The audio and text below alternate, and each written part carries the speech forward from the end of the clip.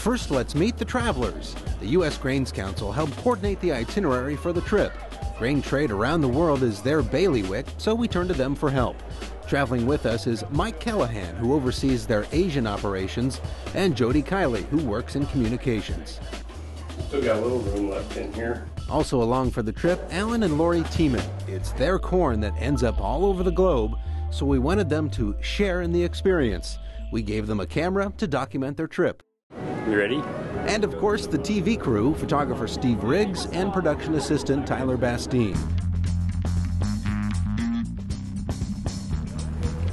We traveled by minibus, but we would have fit in better on scooters. In Taipei, they are everywhere, parked along the sidewalk in rows and buzzing around in packs on crowded streets.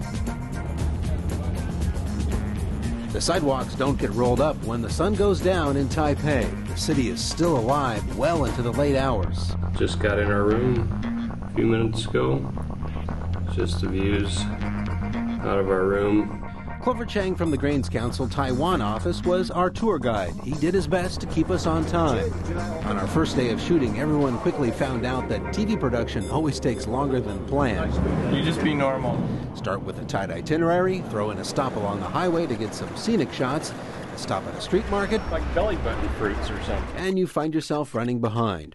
Of course, that didn't keep us from witnessing corn plastic pellets being transformed into cups. It also gave us a chance to see how good we look in hairnets.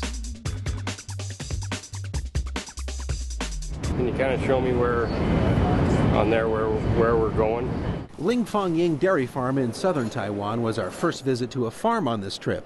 U.S. DDGs were mixed into the feed, so Steve had to climb onto the scoop of a bobcat to get a shot of the action.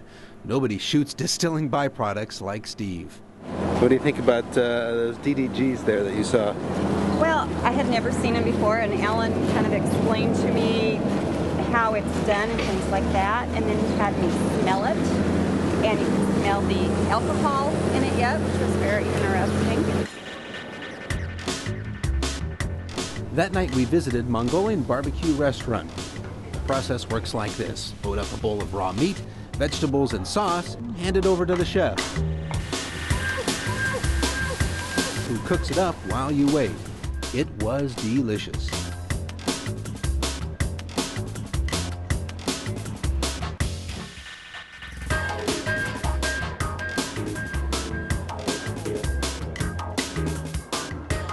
From Taipei to Hong Kong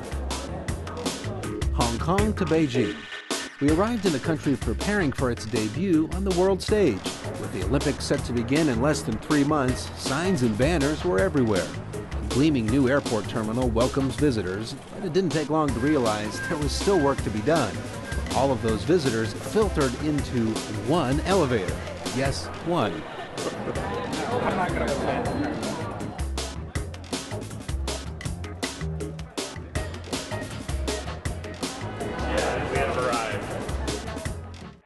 Beijing is a clash of old and new, wealthy and poor.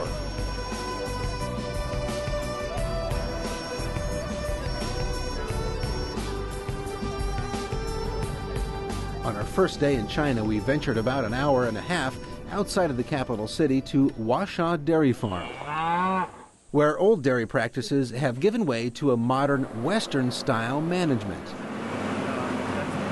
One significant difference from U.S. dairy operations is labor.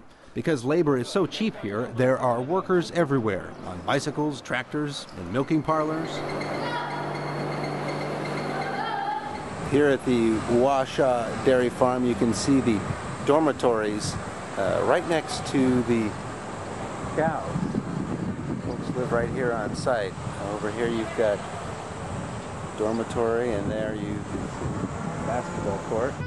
Charles Shaw's description of China's dairy practices didn't really sink in until we visited a small family farm. Brick houses lined up in a poor neighborhood. Inside a small courtyard was the family's farm. Makeshift fences were holding in the animals. The high brick walls made getting an accurate shot difficult, so Steve had to get higher. The only way to do that was climb to a nearby rooftop. Don't fall. You all right? Is it flat? No. Right now we are on top of a roof in Beijing, near Beijing, in a typical Chinese neighborhood.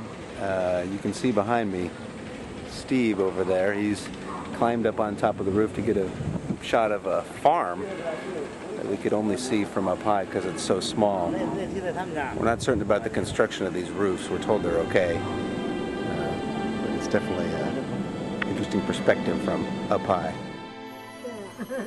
Our gracious hosts overcame a language barrier with food. We shared a slice of sweet watermelon before returning to Beijing. And after the frenetic pace of our shoot schedule, we decided to give the Tiemanns a break. Our trip wrapped up with a visit to Tiananmen Square, a place not traditionally welcoming to television crews, but weeks before the Olympics, we were only questioned a couple of times by security forces. A whirlwind trip through 2 countries, providing a brief glimpse of overseas grain trade.